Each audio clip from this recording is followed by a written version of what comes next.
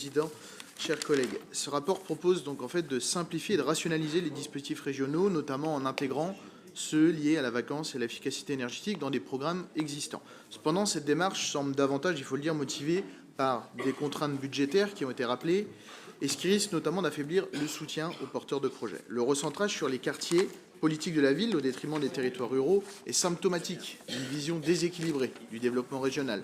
Notre groupe s'oppose fermement à cette logique centralisatrice et urbaine, plaidant pour une véritable décentralisation basée sur le localisme et le bon sens. Les territoires ruraux sont souvent oubliés, ils doivent être intégrés à toute politique de développement, sous peine d'exacerber les fractures territoriales.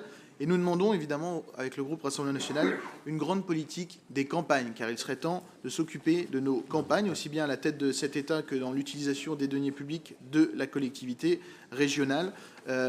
Pour être quand même bien souvent aux côtés des élus locaux de mon territoire, je peux vous dire qu'il y a souvent des problèmes qui sont remontés, notamment de complexité des dossiers. Et il me semble que ces rapports et ces suppressions de dispositifs démontrent bien que parfois les utilisations de dispositifs de la région ne sont pas utilisées parce que tout simplement ils sont trop complexes et les élus locaux crient parfois un ras-le-bol de méconnaissance des dossiers.